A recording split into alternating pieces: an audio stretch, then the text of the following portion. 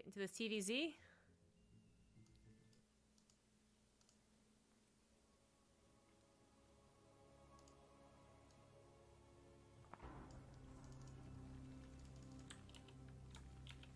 I said 1-0 for Armani, right?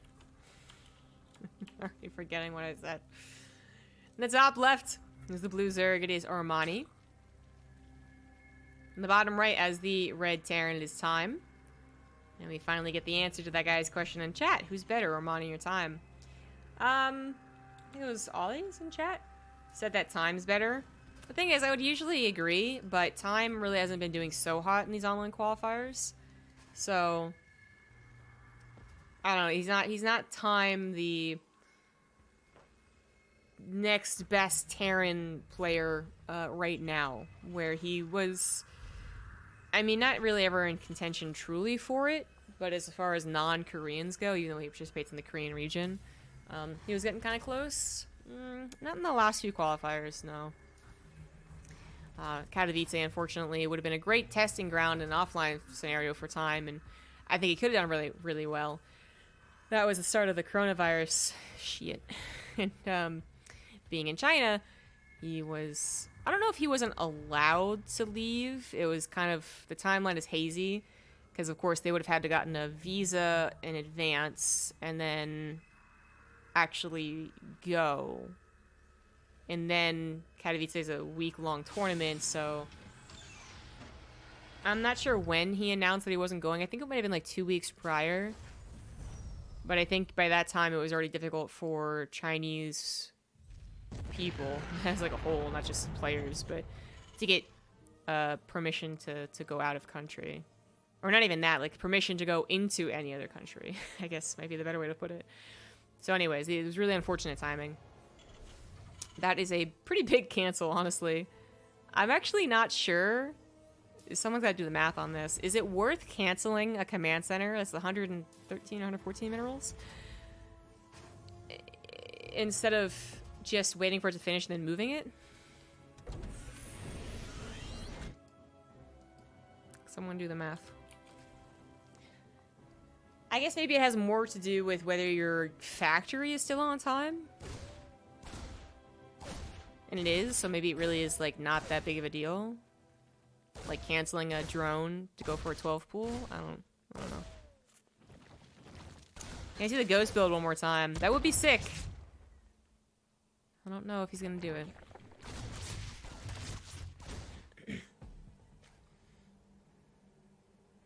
it.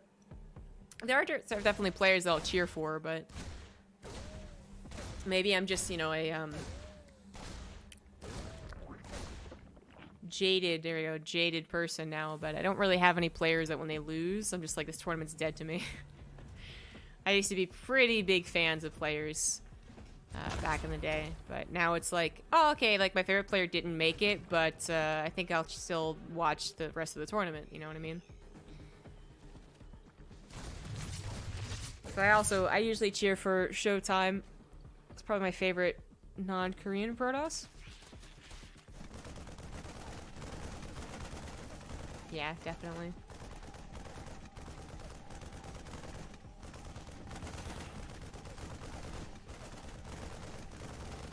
Can I just be honest with you guys and say that Zerg is bullshit and that Overlord should have died? No, I'm just kidding.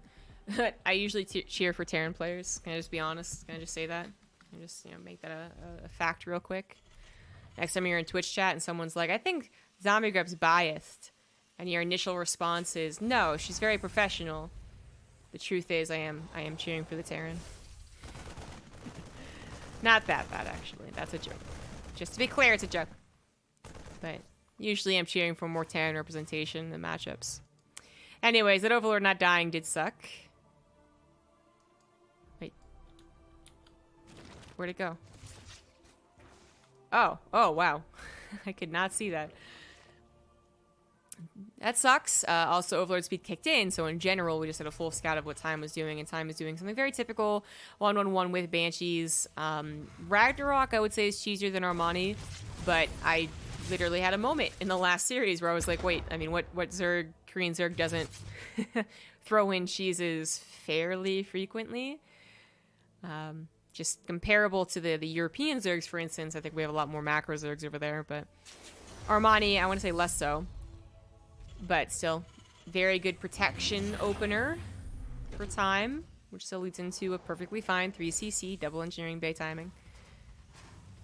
And actually just going to go ahead and swap that factory over immediately to the tech lab.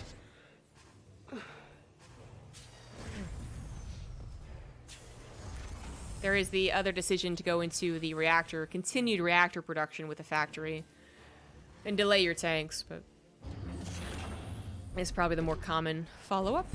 2 Banshees now trying to see what they can do. Waiting for 2 Banshees. The lack of scouting here, the past 30 seconds is okay because his Hellions did scout. He did have 2 Hellions purposely scout and look for like roaches coming across the map. So he doesn't really need his Banshees to go out one at a time. One Banshee doesn't do very much. 2 Banshees literally one-shot drones. Unfortunately, they still 2-shot creep tumors, which is annoying, but whatever. Overseer's already done as Armani went for a fairly timed hit layer and is now getting a Spire actually pretty darn quickly.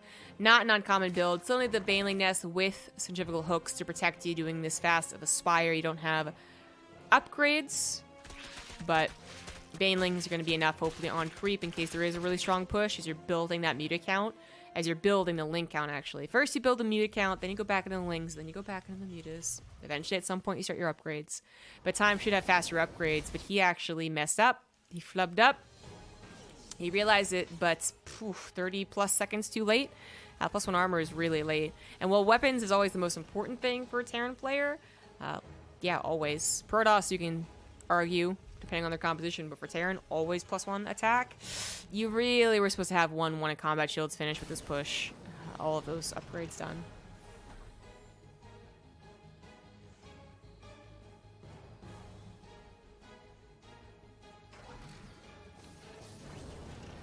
Okay, mutas show themselves without any protection.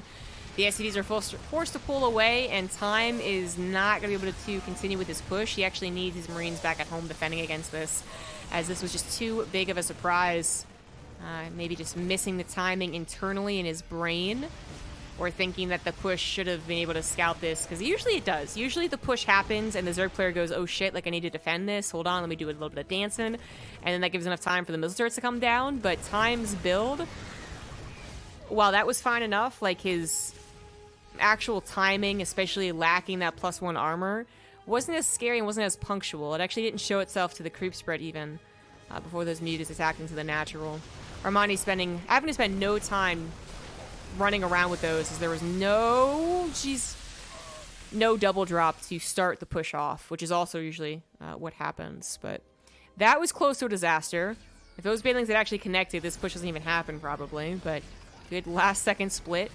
Time also recovering his economy, but it does suck that he had to, because 1 missile turret really would have been the difference. There weren't that many mutas. But the push continues, and this is still a strong place for Terrans to push, even if the push is a little bit weaker because of a bit of a flub earlier.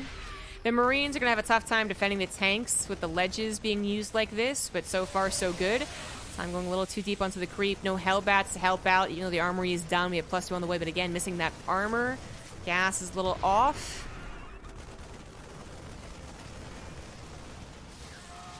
Muta's doing a decent job against the low number of Marines. Tanks hesitant to push forward. I feel like this one could go forward, but oh, okay. This is it. Armani's going to go for the dive. He's going to break through 2 of the tanks, 3 of the tanks, but the concave, the split of the Marines is pretty damn good, and Armani just used a lot of his units to do that. Mutas go down, Queens go down, and he's forced to evacuate that 4th base. That was actually not the timing he was hoping for. Not the cleanup he was hoping for. Just not enough units, not killing the tanks fast enough. Time also with that good split was simply just also off of creep. I mean, that was actually kind of supposed to be an easier split for him. It was more about Armani, do you have enough units or not? And the answer was he did not have enough. Now, he doesn't lose the game immediately, as he does sacrifice the 4th base. Certainly the right call, as opposed to just rallying in units to their death. But losing that 4th base when you tried to defend it, right? That's the tough thing. That's the painful thing. Is that you didn't just give it up and save all your units and say, okay, that's okay, I'm good with that. But you actually tried to save it. You still had to evacuate it. That is painful. Not painful enough to leave the game, for sure. Armani already has a 4th base up. His 5th was already done, so he just transfers over and continues spreading that creep. Gonna have a bit of a tough time for the next maybe 30 seconds to a minute while he builds up the army again, but he should be able to. The armor supply even, as time is down and those workers about to be even farther down as Armani does a fairly large run by. Muta's included here. SCs are pulled immediately to the Marines, which are in a really nice position. Time did not get that +2 armor, as I had pointed out earlier, and he took a long time, actually, to start that. So his upgrades aren't great, but at least he has the attack. No mass repair on the SCVs because he's focusing on the other side of the map. Armani once again trying to go for a bust, it looks like, but not able to kill many of the Marines at all, and one tank still survives, looking for a couple of shots. No, it's actually targeting the tank. Time trying to deal with the units back at home, was not able to target fire there, but he was able to split well enough with a concave to actually take out the banelings and jump on top of the queens. 21 SCVs have died, more going down to the main. He still does not have the ability to micro at 2 places exactly at once. Who can blame him? He's trying to win the game. He's basically trying to win the game with this push. He's target firing the banelings he knows were done first. One baneling's going to finish and crash into the Marines, but it's not going to be enough. He's going to target fire down the rest of the cocoons. SCVs are still going down to the main base, but time is reinforcing. 3rd base is under attack. He's jumping on top of Armani's production. He thinks he can win with this, but is that actually the case? 7 banelings, 8 banelings on the way. He's forced to split away from this. Those are the last banelings here for Armani, I do believe, and there's a second force of an attack coming from time. He is down to 22 workers, but his army supply is currently doubling that of Armani, and Armani is struggling to get any banelings up. He just needs a handful of banelings to help out here, but they're not going to be enough. The tank is actually in position. He pre-splits, realizing he can't focus fire down those banelings this time, and he's on top of Armani's production. Time has 23 workers, but he can still produce enough Marines sent across the map. Armani knows that he's so close to handling this. He was so close to handling this. But now with this split, now with the tank in position, I think it's just way too much. Armani kind of letting this slip through his fingers. The Baneling nest has fallen. The Mutas can't help against that many Marines. They are spread out, so he can try and kill a few here and there, but Natural goes down, and while Armani still has 4 bases, 4 hatcheries to make out of, they're all coming in from different directions, one at a time. Sometimes coming from different directions is great for Zerg, but not in this case. Not when it's like 5 lings at a time. Or 2 Mutas, actually. The Spire is still alive at the Natural, but will eventually bleed out. Mutas accidentally going over the Marines. Armani doesn't want to tap out of this game. And I can't blame him. This game was not supposed to go this way. He was supposed to have just barely enough to defend. He has collected a decent group of units, but just not enough to take on the Marines. Takes out the tank. With so many Marines left over, he's going to have to split once more, and he does exactly that against the Marines, opening up opportunities for the Lings to get us around, but the Mute is not strong enough to take this out. GG. Time. Barely evening up the score. It's so much more difficult to say things fast when you're trying not to shout. Stupid 5 in the morning. Why aren't my neighbors awake?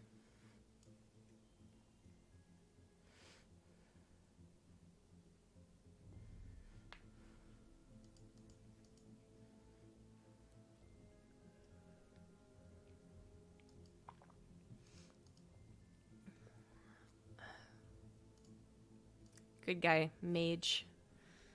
Chinese caster. Lobby Lincoln.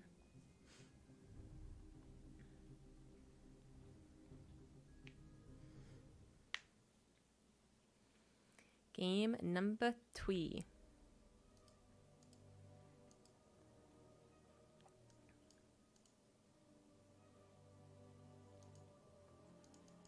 Time looking pretty good in TVZ, but sometimes his opponents more so just look like they made a big enough mistake for him to capitalize on it. I actually think that Time is in often precarious positions. Of the 4 TVZs we've seen of him so far, this being the 5th one. But it doesn't really matter how you get the victory. The point is he is getting the victories. He's tied it up here. We're on Zen, the map where we went for the Ghost build, so maybe we'll see that again. The top right, it is Armani. And in the bottom left, it is Time.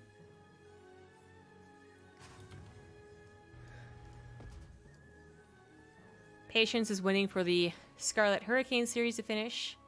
The winner of this match will move on to face TY, which I will definitely be watching. I assume Morty will be casting the Scarlet matches. Well, I guess as long as she continues, actually.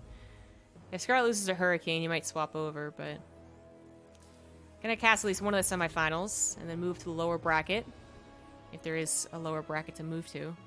Seriously, sometimes. Korea. It's like the worst thing you can do to him is make him play in a lower bracket. Canning is versing Dream, it seems like, so no forfeit there. True's still waiting. Bunny's still waiting. And Zown. A lot of players in the lower bracket who could still take the top 2 qualification spot. I think TY is like the one person we assume will grab it. And then the other ones, I really feel like it's up for debate. Like a lot of debate. Be a opportunity for many of these players. Bunny could do it, Dream could do it, Time could do it, Ragnarok could do it, Scarlet could do it. TY is the only one that looks like a shoo-in to me, personally.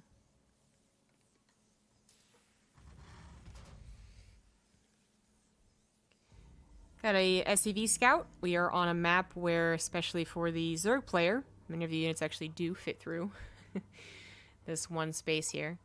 So, yeah, there's definitely a couple of cheeses you can do. They're not actually that more potent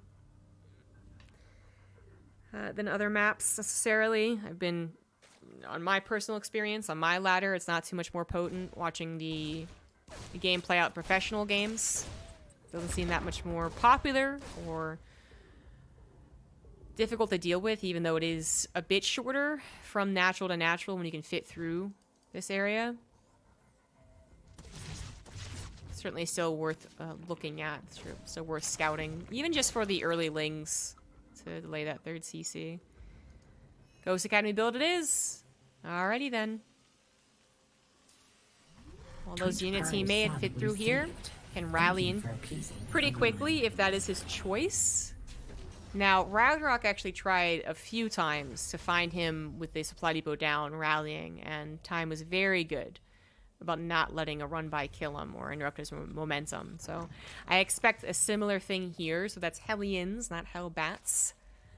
Thank you very much, DP101888 for the Twitch Prime sub.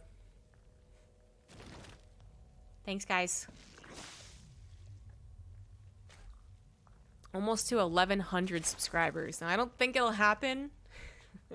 That's 13 more subscribers, so maybe. But, oof. That'd be weird. That'd just feel weird. I don't even know. I'm already doing a Claire Redfield cosplay thanks to the 1,000 subscribers. But I'm gonna wait till, you know, stores are open again to go shopping. Gotta get myself some... I actually don't know what shoes she wears. You don't see many shots of her shoes in that game. I'm gonna get my shoes. Gonna get my jacket. And I pretty much have everything else, I guess. Maybe a gun holster. Alright. Maybe I'll pick up a knife. Knife saved me a few times from dying in that game. Anyhow. Alright, Hellion harassment is started alongside the Ghost, which does have 2 snipes, but you don't have to use it if you don't have to use it. 2 queens go down, 1 to a snipe, 1 not so much. There's the 3rd one going down to a snipe. Nope, he cancels in order to protect the Ghost. Now, Ragnarok actually managed to handle this by just having Banelings in time to guard while the queen count grew. This game is a bit different. Armani does not have a Baneling nest. He went for quick double evolution chambers, which he will be able to afford.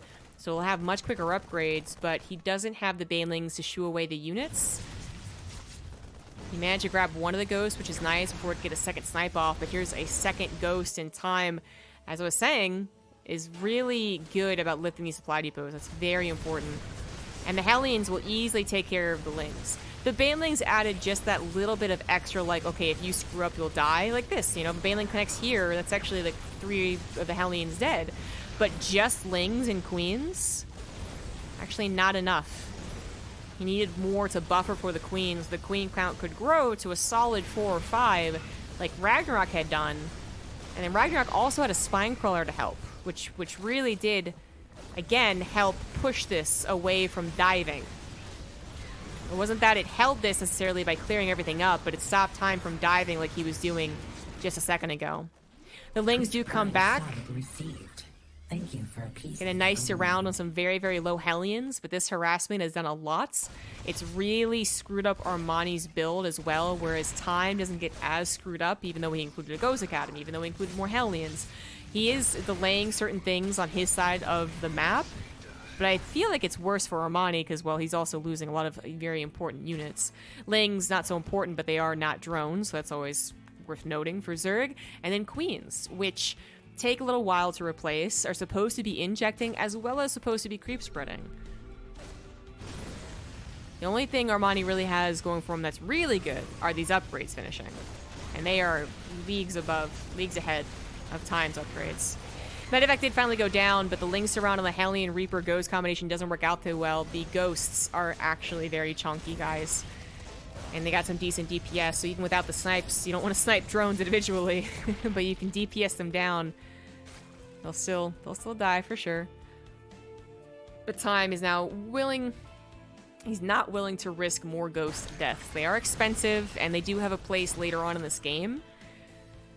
So overstaying your welcome when you're no longer rallying in Hellions, yeah, why would you do that? He did have more Hellions being produced, but he's finally swapped off the factory. Oh no, he just swapped into Widowmine production, so I guess that's what you do. That makes sense. So the barracks production was delayed. The reactors were delayed on those barracks. He doesn't have a lot of units, but very quickly, with the next 30 seconds, he'll have enough to not feel too threatened by any big Ling attack or anything like that. That important time between the Hellion production and the Marine production can be scary, but in this case, he had enough Hellions. He had done certainly enough damage with the push. But he's actually feeling confident enough to immediately follow with the 2 medevac push. Usually it's a drop, but this one's a push. And leaving the Hellions at home. Armani was trying to take the opportunity to get to a better macro stage, try and saturate all these bases, and he has, but only just now. So his army production is coming in late here. The Queens get sniped, the Lings not enough to really handle this. This is not a lot of units, but the medevac's healing the Marines. And the Ghosts providing, I mean, a lot of tankiness. Yeah, Time wins with this. GG. The just contrast between Ragnarok and Armani holding that. It's pretty cool. Thank you, Elk22850579 for the Twitch Prime sub.